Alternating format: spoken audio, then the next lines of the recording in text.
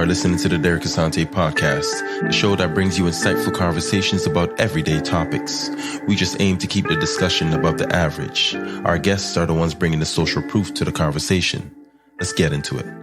Viola Desmond was a Black Canadian businesswoman and civil rights activist who became a symbol of the struggle against racial segregation in Canada. One of the most famous incidences in her life occurred in 1946 when she was arrested for refusing to leave a whites-only section of a movie theater based in Nova Scotia. I'm your host, Derek, and today we're going to talk about the impact of being a civil rights activist and the legacy we can all leave. In celebration of Black History Month 2023, I want to highlight the one and only one of our wonderful Black leaders today, and that is Viola Desmond.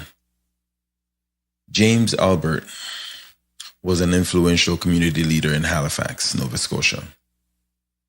He was a successful barber who owned his own barbershop and was an active member of the Black community. He was also a member of the local branch of the University Negro Improvement Association, UNIA, an organization founded by Marcus Garvey that advocated for Black self-determination and economic empowerment. Gwendolyn Irene Davis was also an active member of the community and was involved in various community organizations, including the Ladies Auxiliary of the African United Baptist Association. She was a devoted mother and instilled in her children the importance of education, self-respect, and community involvement. James and Gwendolyn were the parents of Viola Desmond. I thought it was very important to give you the backstory of where this amazing woman is coming from, what the foundation she's being raised with, why that is important, and why that shaped who she is and who she became. Our history is what we are made up of. Whether you were in that time era or not, the history, the lineage is passed down and it's a part of who you are. Yes, it's possible to deviate from that lineage. Very possible. Many of us have fallen victim of that, where we've fallen short. We weren't able to make it to the point where we became the person we were intended to be, according to our history. But there are plenty of us who are still trailblazing and needs to be celebrated for that.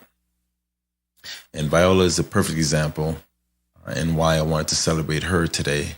So thank you for tuning in, and I hope you appreciate the story I'm about to share with you. And if you enjoy and appreciate this content, please make sure you like, subscribe, and share. I'm trying to grow the subscription numbers as high as I can get it, but with your support, anything's possible. So please go ahead, before we continue, hit that like, hit that bell notification so that you don't miss another great content like this one, right? Every subscription is greatly appreciated. So let's dive into it. Now, Viola Desmond was greatly influenced by her parents and their commitment to social justice. And, the community involvement that they were all a part of was significant. Her father's business success and involvement in the UNIA taught her the importance of economic empowerment, self-determination as a Black person. Her mother's community involvement and dedication to education instilled in Viola the importance of giving back and using her skills and talents to benefit her community. And this is important. It's not just about her. Everything her and her family did was about the community. That's worth noting. Both of Viola's parents were strong role models for her and instilled in her a sense of pride in her Black heritage and the importance of standing up for what is right. These values and lessons from her parents would play a significant role in her life and her fight for civil rights and justice. Viola's story and legacy have inspired generations of Canadians and people around the world to fight for justice and equality, although we all need equity for a better society. Born in 1914 in Halifax, Nova Scotia, Viola Desmond grew up in a family of 10 children. Desmond attended business college in Montreal and later opened her own beauty salon in Halifax, which catered primarily to Black women. In 1946, at the time, racial segregation was still illegal in Canada, and Black people were routinely discriminated against in all areas of life, including education, housing, and public accommodations. In November of 46, Desmond's life changed forever. She was on a business trip to New Glasgow, Nova Scotia, and decided to attend a movie at the Roseland Theatre. She purchased a ticket for the main floor, not realizing that the theater was racially segregated, and took a seat in the whites-only section. When she refused to move from her seat in the whites-only section to the balcony reserved for Black patrons, she was now forcibly removed from the theater, arrested, and jailed overnight. This is our history, and it's rich. So, stay with me. Desmond was charged with tax evasion rather than violating the segregation law, and she was fined $20 in court. It may not sound like a lot to you today, but back then, it was a significant amount, right? So, and it reflected the underlying motivation of the authorities to punish Desmond for challenging the status quo. Despite the ruling, Desmond continued to fight for justice, and her case became a catalyst for the civil rights movement in Canada. Her case sparked the movement for racial justice in Canada, and her courageous stand against segregation became a rallying point for Black Canadians who were fighting against discrimination as well as segregation. Her willingness to face the consequences of her actions made her a symbol of the struggle for civil rights in Canada. One of the significant ways that Desmond's case benefited Black people in Canada was through the establishment of the Nova Scotia Association for the Advancement of Colored People, NSAACP. The organization was formed in response to Desmond's arrest and was instrumental in advocating for civil rights in the province. All it took was for her to stand up for what she felt was wrong, right, against her, but was right for all humans. And with that, within a moment's time, she is now a symbol, right? Her case has now become a catalyst for many other movements. Now that is how change takes place.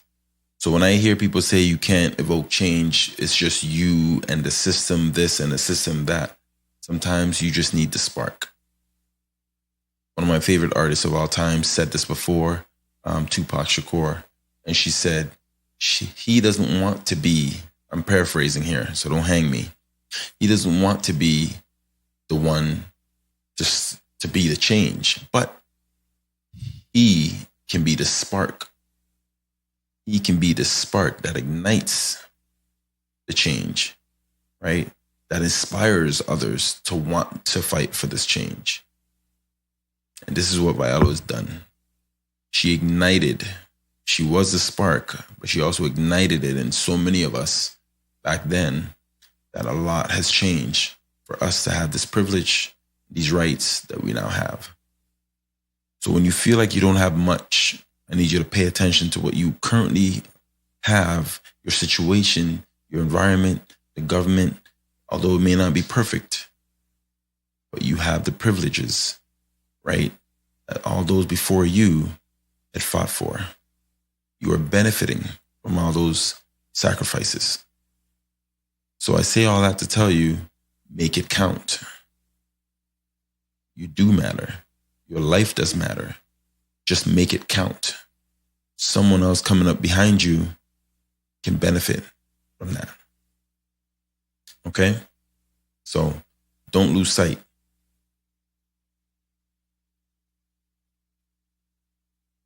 Don't lose sight of your value.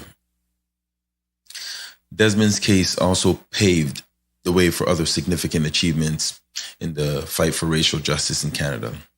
Here are some examples for you, right? In 1954, the Canadian government abolished legal segregation in Nova Scotia. In 1964, it passed the Canadian Human Rights Act, which made discrimination on the basis of race, religion, and gender illegal.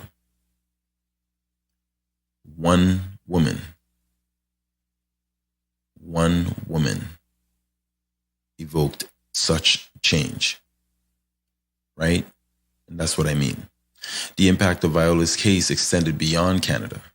In the United States, her story inspired civil rights activists, including Rosa Parks, who cited Desmond as a source of inspiration for her own refusal to give up her seat, right, on a Montgomery, Alabama bus in 1955. Desmond's legacy continues to inspire and motivate people to fight for justice and equality. Now I'm adding equity. And her story is a powerful reminder of the importance of standing up against injustice and discrimination across the planet. Now, in recognition of her courage and contributions, Desmond was pardoned by the Canadian government in 2018 and is celebrated as a national icon and civil rights trailblazer. By the way, those of you who don't know, she is the woman on our $10 bill. Okay? Despite the challenges she faced, Desmond remained committed to fighting for justice and equality. She opened a beauty school so that she can actually help more Black women learn new skills and gain economic independence. And she continued to be an advocate for civil rights until her passing in 1965. How incredible is that? How incredible is that? Right? Her story continues to inspire and motivate people to fight against all forms of discrimination and to stand up for what is right, no matter the personal cost. So, I hope this story inspires you. I hope this story ignites something in you. I hope this story sparks a change. And it may not be a change for the social climate, but a change within you as an individual, which I think it has to start with you first, right? Once you find that inspiration and that spark takes place, and you're able to change who you currently are into a better version of yourself, that's when you start to plant the seeds indirectly, where those who surround you will start to reap benefits of that change. That energy that you're going to give off is what people are going to start to feel. And when they start to feel that and take that and run with it, guess what? You've just now ignited so many people just by starting with you and wanting to be a different person, a different version of yourself. Okay? So before I wrap this up, I want to thank you, Miss Viola Desmond, and your contribution to the privileges, the benefits that I'm reaping today, thanks to your sacrifices and courage. So thank you for another wonderful Black History Month and recognizing who you were to who I am and the person I'm going to become, and all those who get to hear your story through this podcast. Until next episode, love, peace, and happiness.